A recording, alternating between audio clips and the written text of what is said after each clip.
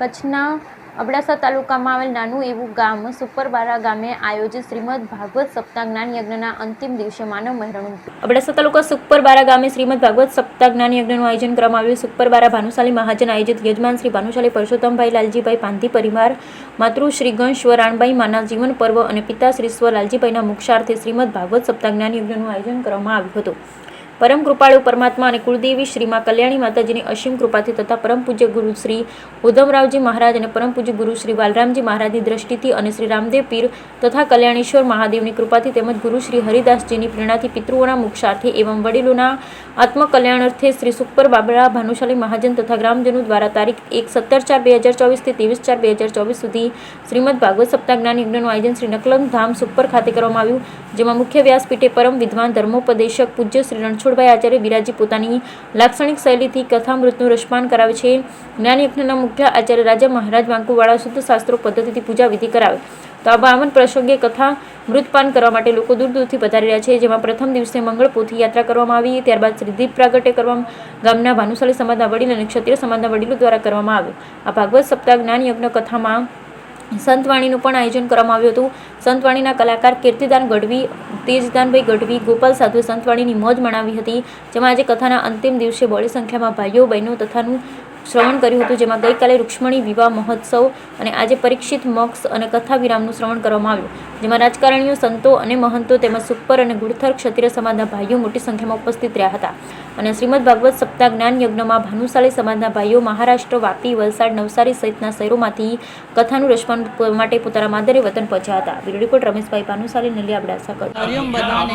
હું આ ગામની દીકરી દિશા ભાવેશ બદ્રા. બધાને મારા હરિઓમ. હું આ કહેવા માંગુ છું, આ ભાગવત સપ્તાહનો પ્રોગ્રામ જયેશ પરસોત્તમ પાંધીએ રાખેલ છે, જે અમારા ભાઈબંધ છે અને અમારા બધા નિયાણીઓને આમંત્રણ આપેલ છે. ઘણા ગામવાસીઓ અહીંયા દૂર દૂરથી આવેલ છે અને બહુ જ સુખ માણે છે. ભાગવત સપ્તાહ જેવો પ્રોગ્રામ બહુ જ ઓછા લોકો જે પરિપૂર્ણ કરી શકે છે અને મારા આશીર્વાદ છે કે આ પ્રોગ્રામ આપણે આ ગામમાં રાખેલ છે ને આ ગામને એક મોટી સિટી જેવો કરવામાં આવેલ છે. ને આ ભાગવત સપ્તાહનો પ્રોગ્રામ શ્રી રણછોડદાસ આચાર્યજી જે વક્તા છે એમણે બહુ સરસ વાંચન કર્યું છે, જે અમને બધાને હર્ષના આંસુ આવી ગયા છે. અને આ 7 દિવસના જે આયોજન કરેલ છે એમાં પ્રથમ દિવસ, બીજો દિવસ, એમાં ઘણા અમે 4 દિવસના ફંક્શન્સ કર્યા છે, જે કૃષ્ણ જન્મ, એમાં કૃષ્ણ જન્મ,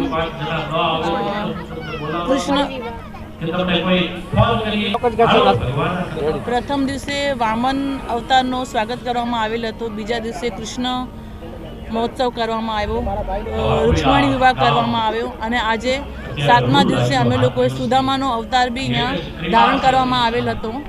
ને આ 7 દિવસના જે પ્રોગ્રામ કર્યા એમાં નાના મોટા બધાએ સરસ રીતે ભાગ લીધો અને આ પ્રોગ્રામને પરિપૂર્ણ કર્યો. મારા આશીર્વાદ છે આ ગામને અને ગામવાસીઓને, જેણે આ 7 દિવસના પ્રોગ્રામમાં એમાંથી એકાદ દિવસ સંતવાણીનો પ્રોગ્રામ બી રાખવામાં આવ્યો હતો, જેમાં કીર્તિદાન ગઢવી, ગોપાલ સાધુ અને તેજદાન ગઢવી એમણે સરસ પોતાનું મતદાન આપ્યું અને અમે લોકોને ખૂબ જ એન્જોય કરાવ્યું. બધા લોકોએ પોતાના કચ્છી ભાનુશાલી સમાજ વાપીથી અમે આવ્યા છીએ. અમારું કચ્છગામ સુપર બારાવારી, એમાં ભાગવત સવારનો પ્રોગ્રામ રાખેલું છે. અમારા આચાર્ય શ્રી રણછોડદાસ આચાર્ય છે, એમાં અમે બહુ ભાગ્ય કાર્ય કર્યું છે. એમાં પરસોત્તમ લાલજી અમારા ગામના પ્રતિનિધિ છે, બહુ સારું કાર્ય કર્યું છે. એ કાર્ય અમને બહુ આનંદ થયું. આ ભાગવત કથાનો આનંદ થયું અને અમને એટલું આનંદ થયું. આજે અમે 7 દિવસથી કથા સાંભળી છે, બહુ અમને આનંદ થયું છે, બહુ મજા આવે છે અમને. અને આ કાર્યની અંદર પરસોત્તમ લાલજીનું પૂરું અમારા ગામજનો બધા ભેગા મળીને બધું સારું કામ મહેનત કરી છે બધાએ. અમારા મિત્રો સાથે જ છે. મહેશભાઈ કે બે શબ્દ બોલો.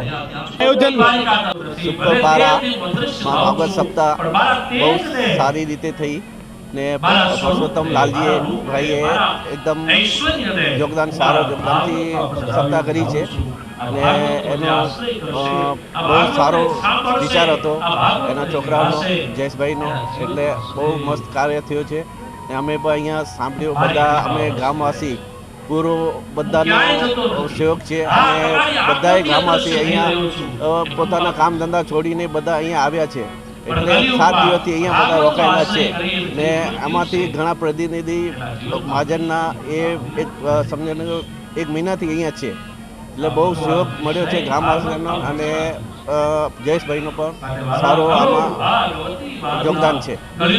પ્રજાને તમે શું ઉપદેશ આપો છો?